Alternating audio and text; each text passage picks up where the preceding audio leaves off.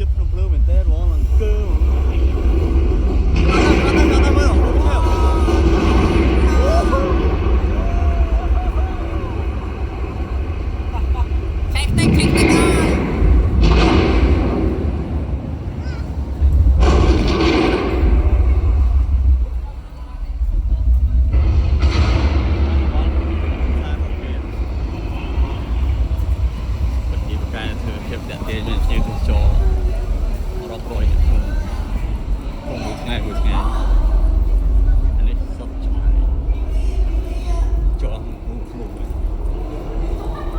cho chưa là một số mà nghịch mỏ ơi. Hello. Hello. Chơi má là nghịch mỏ. Chơi mà tiết, tên nào tiết?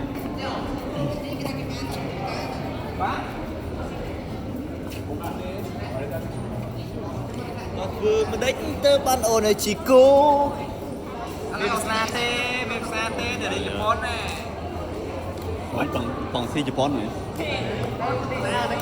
Cầm rô một nãy ông si Japan này. Rồi này. Đi.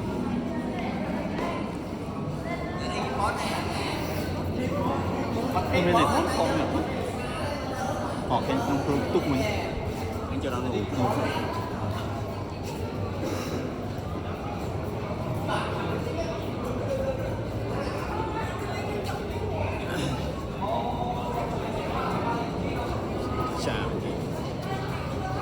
Xem gạo vậy nhá.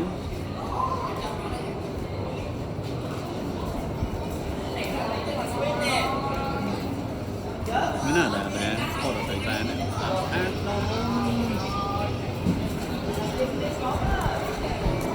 Tới ban lên với cái này. Hơi ngon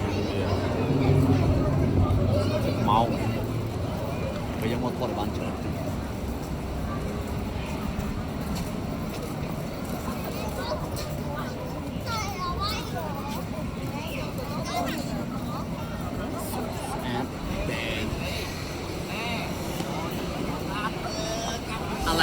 Là canh camera nó mà đá bốc cái ơi đặt tiền ra đổ lên đây là chó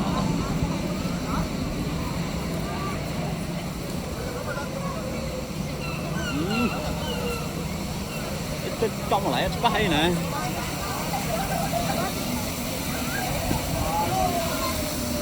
Đây sườn này đây này không thấy đây các bạn này về một tấc này con này về một tấc này nhiều tóc cho này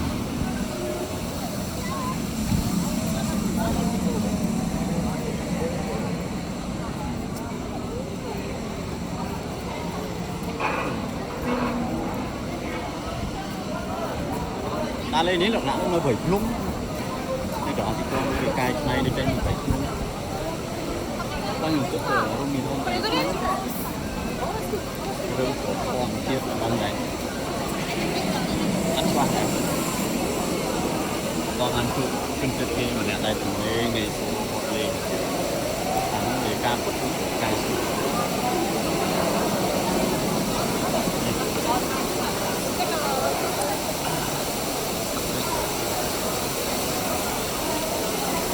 cho nó tết làm được hai thủ bạn đấy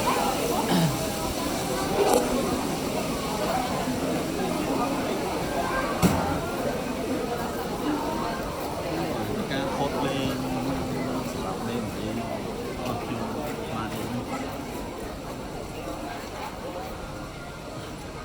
con chăm mình sao đi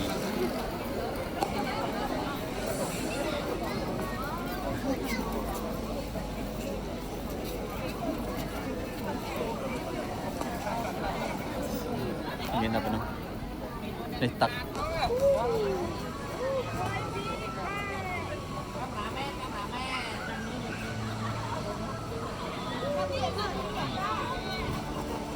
này buka bunga semadi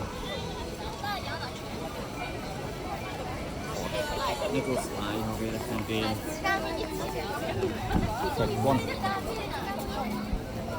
on trần người ta vậy là Japan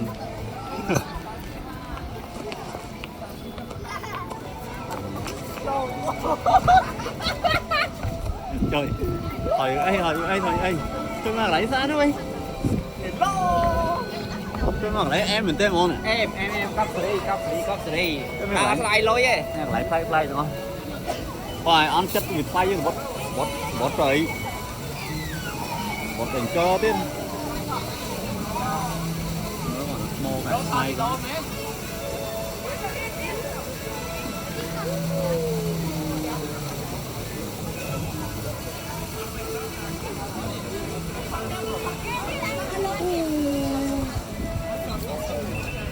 một đại trò lắm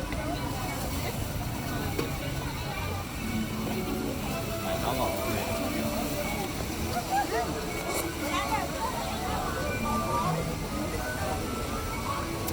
wow đi lạnh con mình chi anh mua những thuê với mấy cái chất